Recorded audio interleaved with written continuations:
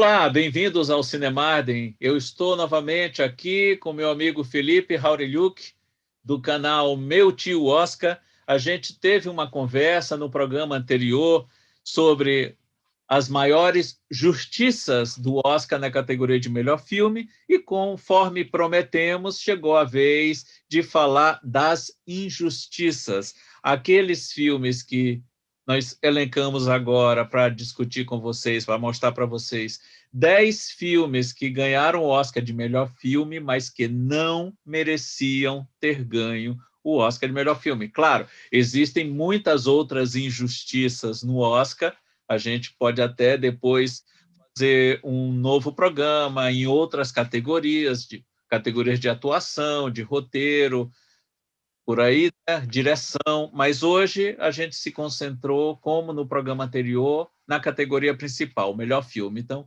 já falamos dos que fizeram jus ao prêmio, agora vamos falar de 10 filmes que ganharam o Oscar, mas não mereciam ter ganho. Começando então, Felipe, mais uma vez obrigado por estar aqui. O canal do Felipe eu deixo o link aqui embaixo para você visitar. O Meu Tio Oscar tem simplesmente tudo que você precisa saber, pesquisar, se informar sobre a premiação da Academia de Artes e Ciências Cinematográficas de Hollywood. Então, vamos começar pelo ano de a cerimônia que premiou os melhores trabalhos de 1932 e 1933. Nós tínhamos 10 filmes concorrendo. Rua 42, Adeus às Armas, O Fugitivo, que não tem nada a ver com o Fugitivo do Harrison Ford, é outro. Dama por um Dia, do Frank Capra, As Quatro Irmãs, que é mais uma das muitas versões do livro as Mulherzinhas, né? Isso. Teve mais uma refilmagem com a Greta Gerwig. Tínhamos também Os Amores de Henrique VIII, Uma Loira para Três, O Amor que Não Morreu, Feira de Amostras e o vencedor, injustamente, Cavalgada. Exatamente, Ano, eu teria votado, e acho que merecia ter ganho, o Adeus às Armas ou Dama por um Dia, que é um grande momento do Frank Capra, no comecinho de... Para mim é o primeiro filme assim a colocar Frank Capra no mapa. Claro, ele se consagraria no ano seguinte, com o que aconteceu naquela noite, mas você já vê em Dama por um Dia o talento dele. Mas o vencedor foi o esquecido Cavalgada. Pois é, Marden, esse é um dos vencedores. Primeiro, obrigado aí pelo convite mais uma vez para a gente falar. Esse vídeo eu acho que vai dar mais comentário que o anterior, hein, Marden? Porque quando está falando de polêmica, é que o pessoal gosta mesmo. Mas para falar especificamente desse ano, eu acho que o Cavalgada é o típico daquele filme que ganha o Oscar de melhor filme e que se apaga de um jeito que, se não é a gente que é mais ligado no cinema, a pessoa ia assistir, não ia nem saber, ia passar desapercebido. Porque, assim, ele até tem uma premissa ousada, né? Uma família, uma geração de uma família desde a virada do século até o primeiro terço do século, né? O Réveillon de 1932 para 33. Mas a coisa não funciona, Marta. A coisa parece que trava, ela é meio teatralizado demais, é um pouco frágil. Eu diria que é um filme um pouco frágil demais. Dessa lista que você leu, tem vários filmes melhores. Vamos combinar aqui que vários filmes melhores. O Fugitivo, que não tem nada a ver com esse Sim. da década de 90, é um filme que traz o Paul Mooney aí como protagonista, que é uma crítica social super corajosa, super pertinente. Inclusive, vários desses filmes são da época pré-code, né? Então, o código de produção não estava vigorando. Tem vários tipos de cenas e de situações que você não veria depois no cinema clássico um pouquinho mais à frente. A gente tem Os Amores de Henrique VIII, que é uma visão assim super crítica, mais no lado da comédia, do rei, né, Henrique VIII. Charles Lawton, inclusive, venceu o Oscar de melhor filme, melhor ator por esse filme. E você tem, por exemplo, Uma Loira para Três, que é outro filme um pouco esquecido, mas traz a Mae West, que era uma boca suja, era Era Desi Gonçalves de Hollywood. Exatamente, era Dercy Gonçalves de Hollywood, que depois se apagou por causa justamente do código de produção. Agora, para mim, a gente tinha aí... o meu voto seria no Fugitivo, tá? Mas o Adeus às Armas também é um outro... um clássico, assim, da mais alta qualidade desse ano, sabe? Não tem por que a gente considerar Cavalgada melhor do que, pelo menos do que esses dois títulos, o Fugitivo e Adeus às Armas. E o Frank Capra, só para uma historinha bem rápida, Martin, dessa cerimônia do Oscar, na hora que ele foi escutar o vencedor da categoria de melhor direção, ele achava que ele seria o vencedor, né? Só que o vencedor não foi o Frank Capra, foi o Frank Lloyd, do filme Cavalgada. E na hora do anúncio do melhor diretor, eu esqueci agora quem é que estava anunciando, mas ele falou o seguinte: venha pegar o seu Oscar, Frank. E o Frank Capra, achando que era ele, levantou da mesa e estava indo em direção, mas não era ele, era o Frank Lloyd. Aí, quando ele percebeu que não era ele depois descreveu na biografia dele: foi a caminhada mais longa e mais triste de toda a minha vida. Imagina isso, Martin. Eu já levantei, já estou indo lá para o púlpito para receber, mas não sou eu, não fui eu o vencedor, né? Pô, mas sacanagem do apresentador, né? Uma vez que tinham dois Franks concorrendo, né? Chamasse pelo primeiro nome. Não dá o pau, coitado do Frank Capra, né? E ele lavaria a alma depois, no ano seguinte, né? Ele venceria por acontecer naquela noite, mas realmente não dá para culpar, não, velho. E aí a gente pula de 1933 para 1941. Naquele ano, concorriam ao Oscar de melhor filme Flores do Pó, que é Espere o Céu, que é a primeira versão de O Céu Pode Esperar, que foi realizado décadas depois pelo Warren Beatty. Isso. Porta de Ouro, Pérfida, Relíquia Macabra, ou Falcão Maltês, né? Foi o primeiro título que ele recebeu no Brasil. Com o Pé no Céu, Sargento York, Suspeita, do Hitchcock, Cidadão Kane, do Orson Welles, e o grande vencedor daquele ano foi Como Era Verde o Meu Vale, do John Ford, que é um excepcional diretor. Como Era Verde o Meu Vale também é um grande filme, né? É um melodrama envolvendo uma família, mas não dá para deixar de fora, claro, o tempo se encarregou de corrigir hoje, mas o grande filme daquele ano era indiscutivelmente Cidadão Kane. Que figura até hoje entre os melhores filmes de todos os tempos. Eu diria, Martin, que nesse caso, o Cidadão Kane só não venceu o Oscar de melhor filme, porque na época teve duas questões. Primeiro, que o William Hearst fez uma campanha contra esse filme muito pesada, e ele era, sei lá, o dono de grande parte dos veículos de comunicação mais influentes, né, dos Estados Unidos nessa época. Então ele influenciava, tudo que ele publicava gerava opiniões, né? E, em segundo lugar, a gente sempre tem que lembrar que o Orson Welles ele tinha 26 anos de idade, ele era muito jovem. E a academia ela tem, historicamente, essa coisa de premiar normalmente nomes um pouco mais maduros. Então, você, por exemplo, o diretor mais jovem a vencer um Oscar em todos os tempos foi o Damien Chazelle, agora, né? Ele tinha 33, La La Land. 33 anos de idade. Com 26 anos de idade, eles certamente não premiariam esse filme. E também tem a questão de que era um filme, vamos dizer assim, que botava em xeque toda a narrativa estética hollywoodiana, né? Do sistema de estúdios, porque é um filme muito inventivo, movimentos de câmera. Só que, como você falou, né? Por melhor que seja Como Era Verde uma Vale, e é um filme que eu gosto, deixar aqui eu claro, também gosto do filme. O Cidadão Kane ele representa muito mais para a história do cinema, né? E continua representando, e por isso que ele que deveria ter sido o vencedor nesse ano. Fechou. Vamos agora então para 1952. O grande... Marden, se me permite só uma pequena observação que eu lembrei agora. Tem um filme dessa lista que o pessoal fala pouco, né, normalmente, mas que eu recomendo, é o Sargento York. Eu também. O Sargento York, do Howard Hawks. Com Gary Cooper. Sensacional. Filme antibelicista. Exato. E vai ser lançado em breve no Brasil em DVD. Ele já saiu em DVD, mas uma cópia muito ruim, mas vai ser lançado agora em breve num box da Versátil. Está previsto agora para o meio do ano. Numa versão restaurada, e é um filmaço, um grande momento do Gary Cooper. Eu acho que ele ganhou o Oscar por esse filme, não? Ou foi... Agora eu fiquei na dúvida, não lembro. Venceu, sim, melhor Independente, ator. melhor ator, Isso. né? Mas é outro grande momento do Howard Hawks, assim como Suspeita, do Hitchcock, que concorreu. Também. Um grande filme.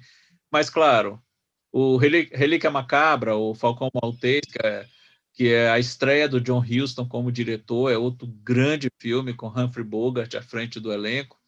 Mas, no ano de 1941, o maior filme daquele ano e de muitos outros anos, Cidadão Kane, sem dúvida alguma. Sem dúvida. E aí a gente pula para o ano de 1952. O Filme Vencedor é um filme que eu particularmente gosto muito. Eu lembro de ter visto esse filme primeiramente na televisão, quando eu era garoto, naquelas sessões de sábado à noite que passava. Eu gostei muito do filme, até porque o filme tem dois atores que eu gosto muito, da minha infância, adolescência e mesmo adulta. São atores que eu sempre acompanhei a carreira, e um deles é um dos meus atores favoritos. O filme tem James Stewart e tem o Charlton Heston à frente do elenco. Eu estou falando de O Maior Espetáculo da Terra, do Cecil B. DeMille, mas ele concorria com Matar ou Morrer, do Fred Zinnemann, Ivanhoe, Moulin Rouge, do John Huston, e depois do Vendaval, do John Ford. Eu teria dado o Oscar naquele ano para Matar ou Morrer. Para mim, desses 5, definitivamente é o melhor filme. Ainda hoje é um grande filme, pela crítica que ele faz ao macartismo, pela inovação narrativa de ser uma história que acontece em tempo real. Ela acontece num intervalo de aproximadamente 80 minutos. Você vai acompanhando o relógio passar dos ponteiros, e várias outras. Gary Cooper, num grande trabalho como ator. Grace Kelly, em começo de carreira, linda como sempre. Pois é. E um grande vilão, Frank Miller. Exatamente. Agora, Mas você sabe, Martin, que eu fiquei agora eu achei até interessante você relatar que é um filme que você gosta bastante, o Vencedor, né? Porque normalmente quando a gente pega aí os filmes que o pessoal mais odeia dos vencedores, esse é um dos que constantemente está aparecendo aí, porque assim, a gente tem que entender que a gente está no início aí das telas panorâmicas e não a história é importante aqui. Aqui também é importante o tamanho das imagens, o espetáculo em si. Então, o filme ele tem algumas sequências um pouco que algumas pessoas acham muito longas do circo, né? Das apresentações circenses. Isso visto hoje é um pouco lento, talvez poderia ter sido cortado algumas partes. Só que é fácil para a gente ver hoje, né? Naquela época tinha outro significado. Agora, eu acho ele muito quadradão, né? Por tudo que você já endereçou aí em relação ao Matar ou Morrer, eu acho que ele deveria ter sido realmente o filme vencedor, porque é um filme que tem mais méritos, né? E mais e Matar ou Morrer é um filme que envelheceu muito bem também. É um filme que já tem hoje quase 70 anos e continua incrível, né? O Maior Espetáculo da Terra envelheceu muito mal.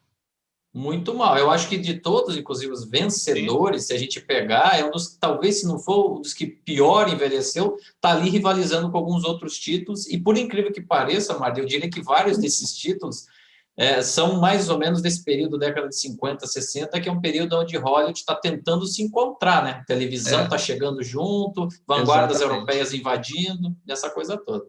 Outro filme dessa lista que eu gosto bastante é o Depois do Vendaval, a única comédia romântica dirigida pelo John Ford, e que levou ele de volta à sua Irlanda natal para contar uma história na Irlanda. E é um belo filme também. E tem cenas muito memoráveis, né? A cena da Sim, ventania, que a ele cena Ventania do agarra. Beijo, que foi homenageada pelo Spielberg no ET, Exatamente, exatamente. É desse filme, gente. Se vocês não sabem de onde ele tirou, foi desse filme. depois do Vendaval. E O Maior Espetáculo da Terra é um filme que eu tenho um certo carinho por ele. E Certo. o segundo melhor filme de circo. O meu filme de circo favorito ainda é Bronco Billy, do Clint Eastwood. Eu adoro Ah, Bronco Billy, muito mais do que O Maior Espetáculo da Terra. E aí a gente pula quase 20 anos, Felipe, e vamos para o ano uhum. 1970. Esse ano eu tenho certeza que vai dar muita polêmica. Muita, com O certeza. vencedor desse ano é um grande filme, sem dúvida É, alguma. Ganhou o Oscar não só de melhor filme, ganhou o melhor ator, ganhou o melhor roteiro. Eu acho que ganhou a direção também, que é o Patton, Rebelde ou Herói. Mas naquele é, ano concorriam com ele Aeroporto, que é ok, início de é, franquia que vigorou durante toda a década de 1970 e comecinho da década de 80. Um isso. grande sucesso de público, Love Story, A música do caminhão de gás, né, Martin? É a, aquela. a música do caminhão de gás. Uma comédia revolucionária e subversiva, né? MASH, do Robert Altman, e Isso. um filme independente, com uma pegada nova também, e cada um vive como quer, do Bob Rafelson, tendo Jack Nicholson à frente do elenco. Olha, apesar de gostar do Patton, não acho que foi de todo injusto. O Patton tem suas qualidades, mas naquele ano, por conta do contexto, por conta da proposta, eu teria dado o Oscar para o Mesh. Pois é, Marley, aí que tá. Eu não acho que o Patton é um filme horrível, um filme descartável. Ele é uma grande produção, ele é uma produção de tamanho, ele é uma produção que tem aí o George C. Scott numa atuação muito consistente, muito boa. É, mas, assim, o período histórico me parece que ele está deslocado, sabe? Se fosse um filme de alguns anos antes, talvez fosse mais adequado que ele tivesse vencido. Aqui a gente já está vivendo a efervescência da nova Hollywood. Aqui a gente já está vivendo aquela contracultura. Tanto que no ano anterior, quem tinha vencido foi Perdidos na Na Noite. noite, exato. Tinha Então, quer toda a dizer, eu questão acho do Vietnã e exatamente, questões exatamente. assim, uma evolução social e comportamental muito estranha. Claro, o Patton parece um filme anacrônico, como você vê, Exato, filme exato. deslocado. Exato, é por isso que a injustiça aqui não está na propensa falta de qualidade, na pretensa falta de qualidade do filme vencedor, mas sim no deslocamento temporal, no tudo que estava em volta ali e que também conta, né, na hora da gente fazer a avaliação das obras. Então, eu acho que está deslocado, porque é um filme extremamente patriótico, nacionalista, que reforça alguns valores que não estavam muito ali em voga. Você falou muito bem, era Vietnã, que estava sendo duramente criticado pelo Altman no MESH, né? E, ao mesmo tempo, o Patton, né? E, no final das contas, o que acaba vencendo é o Patton. Eu acho que a questão histórica é que pesa mais aqui, nesse caso, do que necessariamente a qualidade do filme, né? Exato. E, ó, de uma certa forma, algo parecido vai acontecer 6 anos depois, em 1976, quando nós tínhamos concorrendo ao Oscar de melhor filme Esta Terra é Minha Terra, É, Todos os Homens do Presidente, Taxi Driver, do Scorsese, meu Deus. Intrigas, do Sidney Lumet, e O Vencedor, que é um filme que eu adoro. Eu vibrei vendo esse filme no cinema, eu tenho esse filme aqui em casa, assim como eu tenho esses outros. É um filme que eu gosto muito até hoje, não canso de rever, sempre que estou zapeando a TV e ele está passando, eu vejo, eu gosto do filme.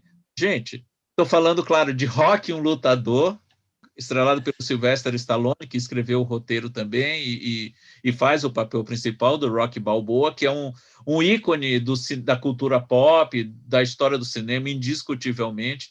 Mas, gente, num ano em que você tinha Rede de Intrigas, que é uma crítica feroz, extremamente corrosiva à televisão, Um ano que você tem Taxi Driver, que tem toda aquela pegada do fim da Guerra do Vietnã, a loucura dos ex-combatentes, toda aquela neura que percorria a América naquela época. A gente tem todos os homens do presidente que resgatavam um momento histórico difícil da política americana em torno das escutas no diretório democrata, né, o escândalo de Watergate, que terminou derrubando o presidente Nixon.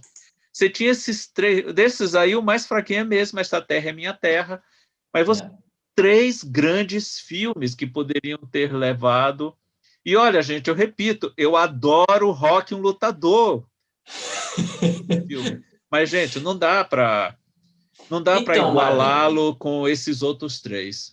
Esse é o caso de que a gente escolhe com dor no coração, né? A gente acaba apontando essa injustiça com dor no peito, porque eu sou a mesma coisa. Se estiver passando, a gente terminar de gravar aqui, eu vou ali, estiver passando, eu vou assistir até o final, vou pegar no ponto onde estiver rolando. Exato, é delicioso o filme, mas não dá para comparar ele, se a gente levar. Vamos voltar aqui para a seriedade, vamos dizer, para análise fria.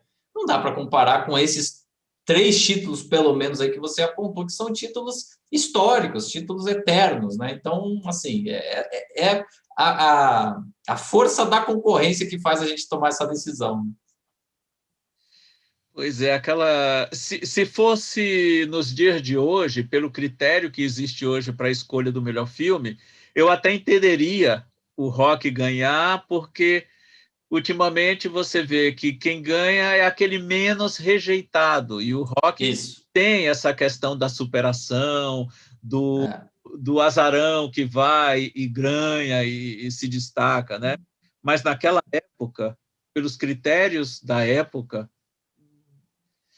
Mas sabe uma coisa, Mardi? Naquela época era voto absoluto, né? Então ele pode ter ganhado por 1 ou 2 votos, a gente nunca vai saber. Né? Então... exato. Não, e tem a questão ácida, crítica que os outros três filmes apontavam, né? Rede de Intriga, Driver e Todos os Homens do Presidente são filmes bem soco no estômago, né?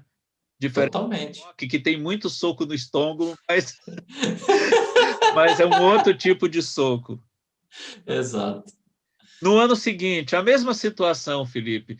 O filme que ganhou é um filme que eu gosto muito, mas eu lembro, e olha que o primeiro Oscar que eu assisti na minha vida, eu já contei isso para você, foi justamente o Oscar, não dos melhores filmes de 1976, mas dos melhores filmes de 1975. Então, quando eu acompanhei esse Oscar dos melhores de 76 e de 77, era o meu segundo e terceiro Oscar que eu acompanhava. Então, olha aí. E eu era muito, muito jovem na época.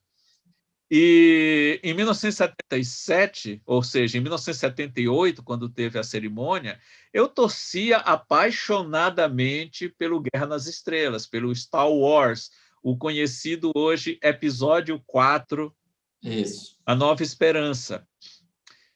E concorriam naquele ano Momento de Decisão, o Turning Point, que é um filme legal, simpático. Uma menina que dança balé, briga de família, aquela coisa toda. Tinha também Júlia, que era um drama de uma sobrevivente de guerra. Tinha com a Jane Fonda e a Vanessa Redgrave. Tinha A Garota do Adeus, uma comédia romântica deliciosa do Neil Simon com o Richard Dreyfuss, que ganhou o Oscar de melhor ator por esse papel. Marsha Mason, que faz o par com ele. Mas o filme vencedor, que reforça, é um filme que eu adoro, Noivo Neurótico, Noiva Nervosa, o pavoroso título brasileiro para Hall. Exato. Do Woody Allen. Exatamente. E acho que foi o único Oscar de melhor filme que o Allen ganhou, né? Em toda a carreira dele. Foi o único Oscar de melhor filme. Outra vez como roteirista, mas de melhor filme é o único filme dele premiado. Pois é, Marlene, eu acho que aqui, mais uma vez, a gente talvez se repita, mas é porque é uma questão histórica, né? Se a gente olhar aqui para essa lista, eu acho que assim, a academia ela perdeu a chance em 2 momentos dessa década. Exatamente, porque nunca mais isso vai acontecer. A gente não vai mais ter um Star Wars com chance de ganhar realmente. E o Star Wars, inclusive, ele ganhou 7 prêmios nessa cerimônia, mas perdeu o melhor filme. E a Academia já não tinha premiado um blockbuster 2 anos antes com Tubarão, porque o Tubarão perdeu para Um Estranho no Ninho. Mas ok, Um Estranho no Ninho é um O Estranho filme. do Ninho. É um Estranho no Ninho, é absolutamente excepcional. Nesse caso, por mais que eu adore Noivo Neurótico, Noiva Nervosa, e entenda que naquele momento histórico o Woody Allen era, de certa forma, uma novidade, né, do ponto de vista da construção narrativa, dele ser diretor, ator e produtor dos filmes e tudo mais. Mas, assim, Guerra nas Estrelas, da época, foi mais um daqueles eventos que a gente já falou aqui no programa passado, né, e o vento levou, o Titanic.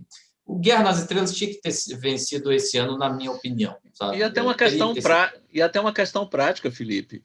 Até aquele momento, nenhum filme tinha feito tanto dinheiro, tinha dado tanto dinheiro para Hollywood como o Star Wars, né? E Exatamente. sei lá, o que ele representou na época e representa até hoje para a cultura pop, para o grau de revolução que ele provocou na própria indústria, né? Não, sem exagero algum, não é aqui um fã do universo de Star Wars que está falando, é uma constatação bem realista. Você pode dividir em muitos aspectos a história do cinema em antes e depois do Star Wars. Muito do que a gente tem hoje em termos de tecnologia foi tudo feito pela primeira vez no Star Wars, foi testado pela primeira vez. A própria indústria dos efeitos especiais não seria a mesma hoje se não fosse o Star Wars. Não dá para tirar esse mérito do filme, né? Virou quase Exatamente. um Exatamente, é por isso tudo que não tem, assim, do ponto de vista histórico, faltou isso, sabe, para o filme. O filme, faltou o feeling, né, da academia. exatamente, faltou o feeling da academia de entender a grandeza desse filme e premiá-lo da forma como premiou em outras ocasiões outros filmes também importantíssimos. A gente falou no programa passado de O Vento Levou, Titanic, mas teve Ben-Hur, Lawrence da Arábia. São esses filmes-chave da história do cinema que têm que ser lembrados pela academia, e no caso aqui de Star Wars, isso não aconteceu, infelizmente, e não vai acontecer, né? Porque, infelizmente, não vai mais ter um Star Wars que vai chegar. Bom, né? A princípio, né? Tudo que a gente fala pode se contradizer ali, mas é muito pouco provável. É difícil, é muito difícil. Muito difícil. E aí a gente pula pouco mais de 20 anos, chegamos no ano que realmente esse ano foi difícil de engolir. O ano de 1998, que na categoria de melhor filme tínhamos concorrendo Elizabeth, né, com a Kate Blanchett, sobre a Rainha Elizabeth I. Tínhamos Além da Linha Vermelha, do Terrence Malick. Tínhamos A Vida é Bela, do Benigni, que ganhou melhor ator, sem merecer. Melhor filme estrangeiro também, sem merecer. Quem merecer o Central do Brasil. Tinha também um dos grandes momentos do Steven Spielberg como diretor, O Resgate do Soldado Ryan. O Spielberg até ganhou o Oscar de melhor diretor por esse filme. Mas o grande vencedor daquela noite, não só na categoria principal, mas levou outros prêmios, levou melhor atriz coadjuvante, levou melhor atriz para Gwyneth Paltrow, Shakespeare Apaixonado.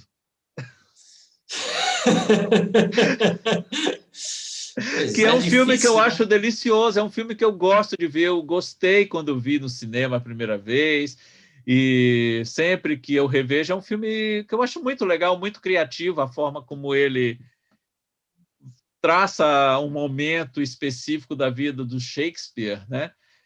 Justamente no momento que ele enfrenta um bloqueio criativo e termina escrevendo Romeu e Julieta. Mas... Pois é, Marlin, você sabe que eu acho a história boa.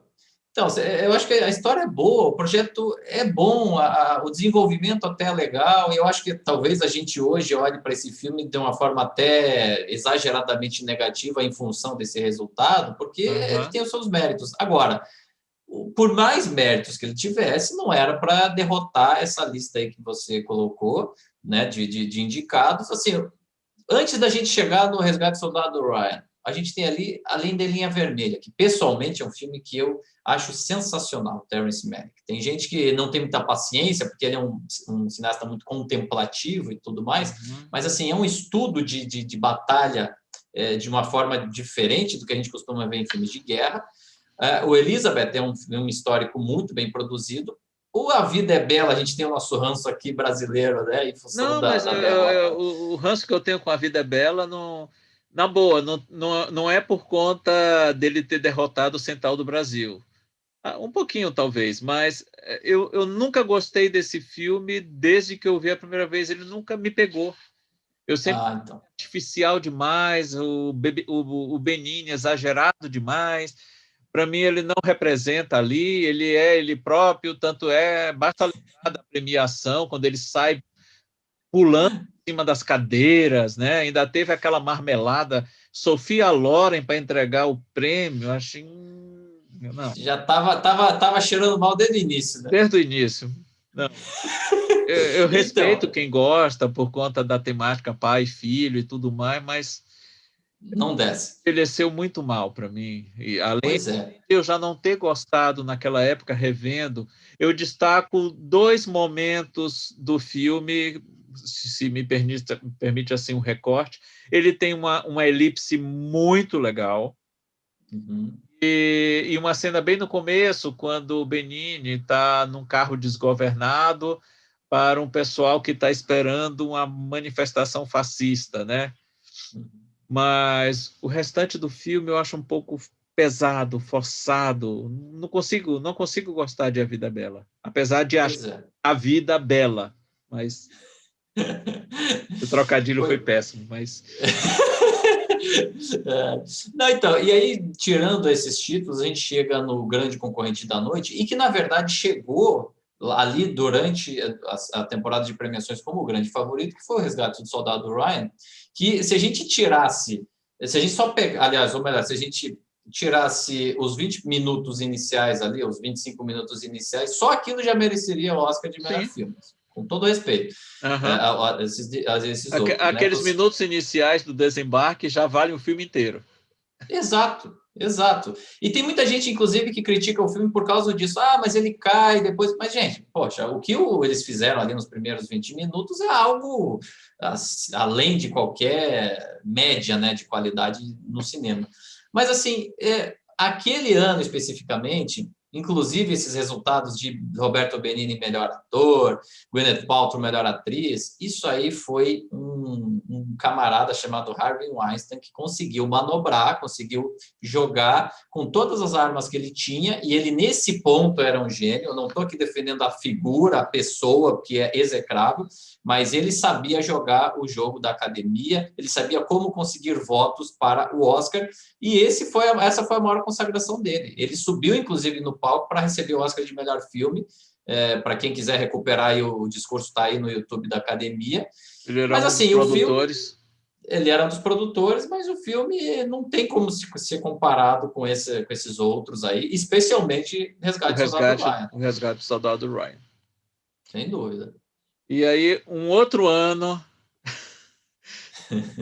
quanto 2005, nós tínhamos concorrido Nossa, Boa Noite e Boa Sorte, a estreia na direção do George Clooney. O filme é fantástico. fantástico.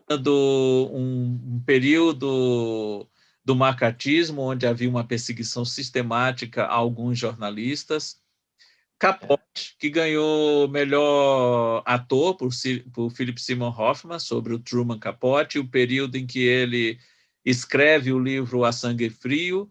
Outro momento do Spielberg, com Munique, também concorreu naquele ano. E aquele que, para mim, deveria ter ganho o Oscar de melhor filme, ganhou de melhor direção e roteiro adaptado, mas não ganhou o melhor filme, que é O Segredo de Brokeback Mountain. O que ganhou o melhor filme naquele ano foi o esquecido Crash, No Limite. Esquecido e esquecível, né, Marlon? Assim, Completamente. eu acho que, sei lá, esse aí foi a minha relação com a academia sempre foi boa, mas nesse ano eu tive que rediscutir a minha relação, porque assim, é um pouco inexplicável, sabe, Marlon? Para mim, eu acho que a única explicação que a gente consegue achar para Crash ter derrotado o Brokeback Mountain é o fato de ser uma história muito focada em Los Angeles, que é onde, na época, a maioria dos membros da academia morava.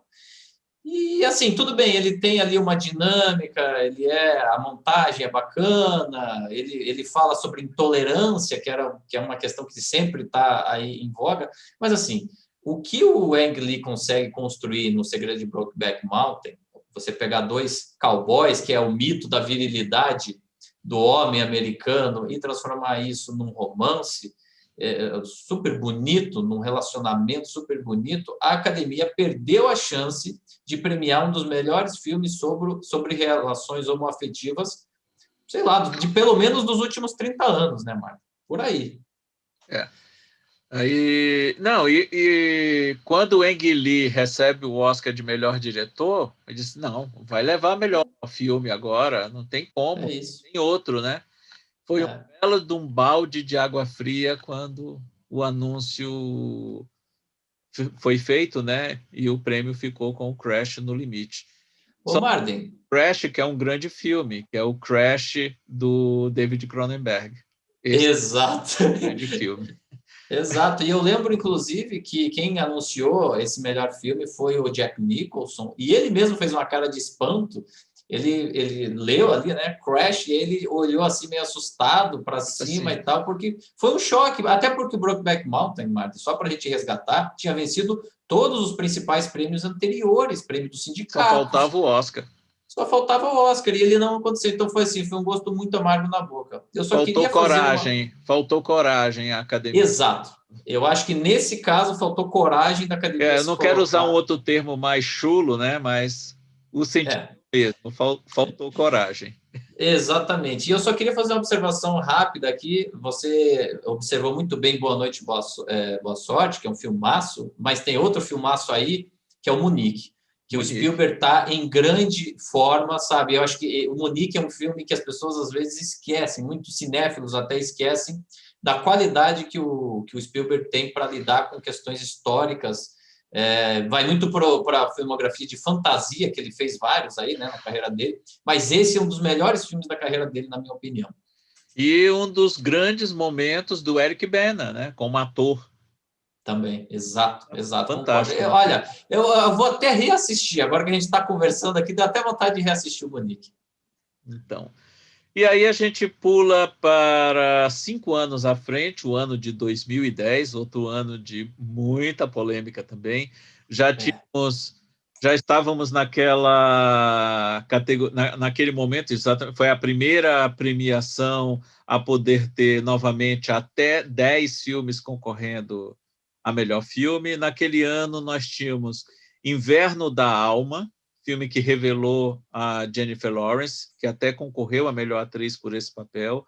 Tínhamos a refilmagem de Bravura Indômita dos irmãos Coen, grande. Excelente. Tínhamos Toy Story 3, fantástica animação da Pixar. Tínhamos a Rede Social, que contava a origem do Facebook, dirigido pelo David Fincher. Tínhamos Danny Boyle com 127 horas. Tínhamos um outro que falava de uma relação homoafetiva, Minhas Mães e Meu Pai, com a Annette Bening, Juliette Moore e o Mark Ruffalo. Tínhamos um grande momento do Christopher Nolan com A Origem, né, o Inception. Tínhamos O Vencedor, do David O. Russell. Tínhamos também Cisne Negro, do Darren Aronofsky, que deu o Oscar de melhor atriz para Natalie Portman. Exato. O grande vencedor daquela noite, que levou melhor ator para o Colin Firth, levou melhor diretor para o Toby Hooper, que não merecia também ganhar como diretor, eu acho ele muito ruim como diretor, e levou o melhor filme, que é O Discurso do Rei. Também esquecido hoje, até porque The Crown é muito melhor. Pois é. Sabe que a teoria que eu tenho, Martin? Aí também eles se acovardaram um pouquinho, porque o Discurso do Rei, ele é bonitinho, né? Assim, ele não Sim. faz nada de errado. É um filme que, tudo bem, tá Mas tudo é bem ali. Nelson Rodrigues, é bonitinho, mas ordinário. Exato, assim, tem vários títulos aí que você lê que são muito melhores. O Cisne Negro, poxa, é um estudo psicológico aí dos mais bacanas aí desse ano.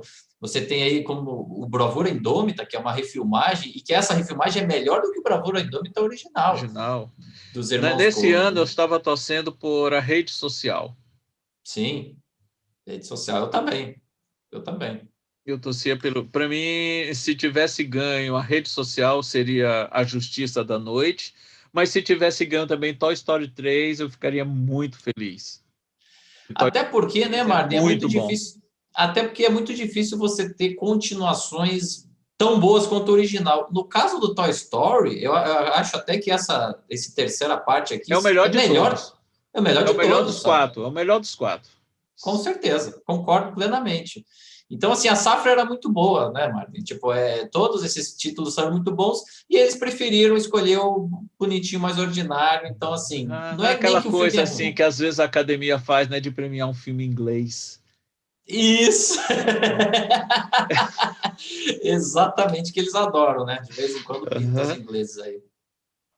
E agora a gente chega ao último ano dessa lista de 10 filmes que venceram o Oscar de melhor filme, mas sem merecer essa premiação. A gente chega ao ano de 2012, onde nós tínhamos concorrendo nessa categoria A Hora Mais Escura, da Catherine Bigelow, que havia ganho um pouco antes o Oscar de melhor direção pelo Guerra ao Terror. Tínhamos outro filme do David O. Russell, né, O Lado Bom da Vida, onde os 4 atores do filme estavam concorrendo na categoria de atuação. Né? Nós tivemos o Bradley Cooper, melhor ator, a Jennifer Lawrence, melhor atriz, o Robert De Niro, melhor ator coadjuvante. Agora me fugiu o nome da atriz que faz a mulher dele no filme, que concorreu a melhor atriz coadjuvante. Acho que é Jack Weaver, se não me engano. É uma atriz. Exato, acho que é essa mesmo. É E isso. o outro filme que concorria, Lincoln, do Spielberg, ganhou o Daniel Day-Lewis como ator por esse trabalho. As Aventuras Pois é. de Pi, do Ang Lee, que ganhou o Oscar de melhor direção. é, O Toby Hooper, do Retorno do Rei, estava de volta com Os Miseráveis, ou Les Miserables. Ganhou atriz coadjuvante, né, para Anne Hathaway. isso. Tínhamos Tarantino em ótima forma, como sempre, com Django Livre. Maravilhoso. Tínhamos um filme pequeno, independente, mas muito legal, Indomável Sonhadora. Tinha também na disputa o filme que eu estava torcendo, que para mim foi o melhor filme daquele ano, Amor, o Amour, do Michael Haneke. E o grande vencedor, que é um filme até que eu gosto, eu acho o filme bem legal, mas não merecia melhor filme naquele ano, que foi Argo.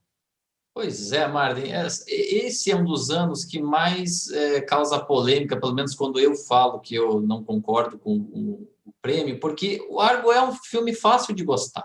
É muito fácil de gostar do Argo. Ele tem todos os ingredientes para você se envolver na história. Ele Questão é patriótica, superação. exato, e ele funciona mesmo. A direção é muito boa, o roteiro tem umas tiradas engraçadas, ele é um pouco metalinguístico, porque ele faz referência ao próprio cinema.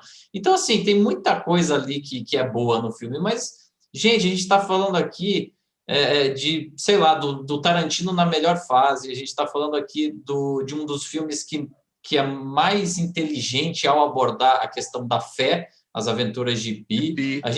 Exatamente. A gente tem o Haneke, como você falou, aquele filme é um tapa na cara muito grande. O Amor é um dos filmes assim que mais mexeu comigo ali naquela temporada de premiações. E vamos lembrar que a Catherine Bigelow, com esse filme A Hora Mais Escura, na minha opinião, o A Hora Mais Escura é melhor do que Guerra Melhor. ao Eu Terror. também, eu concordo, é melhor do que Guerra ao Terror. Exato. Então, aí E não tem é a Jessica Chastain no melhor papel da carreira dela até agora. até agora, com certeza, com certeza. Então, assim, para mim, muitos desses filmes eram melhores do que o Argo. Não é que o Argo é ruim, mas é que esses todos outros seriam melhores do que ele. Mas E aí, Felipe, até... Ah, será que, olha, nesse ano já estava valendo o critério que vale até hoje para a escolha do melhor filme, né? já. Fargo, justamente por tudo isso que você mencionou, de ser um filme que agradou todo mundo, um filme que não incomoda, né? Tem uma história É, edificante, uma história real, aquela coisa toda. Isso seguramente deve ter favorecido o filme na hora daquelas linhas de corte, daquela tabulação, e é. ele seguramente é o menos rejeitado desses daí, porque o Amor, por exemplo, como você vê, Ah, belo de um tapa na cara, esse filme é. deve ter sido assim muito bem digerido pelos membros da academia. Talvez se fosse hoje, ele teria uma chance muito maior. A academia mudou muito nesses Mudou muito. últimos anos, né? Mas em Mudou muito. 2012, sem que... Eu acho que essa é uma explicação muito plausível. Inclusive, todos os vencedores a partir de 2009, quando o voto preferencial passou a valer, bebe muito dessa explicação. O Argo é o menos rejeitado, porque é isso, né? Você não tem muito como achar um grande problema nele. Então, ok, né? Ele venceu o Oscar de melhor filme. Eu só vou dar uma opinião polêmica aqui que vai gerar comentário, que é bacana, que tem um filme aí dessa lista, Marden, que tem muita gente que odeia muito, e eu gosto muito, né? Isso vai causar polêmica, que é o musical Os Miseráveis. Eu gosto do musical Os Miseráveis. Aí você vai me falar, pô, mas Russell Crowe cantando não dá certo, né? Realmente, não tá, Mas o não Hugh rola assim. Jackman e a Anne Hathaway mandam bem.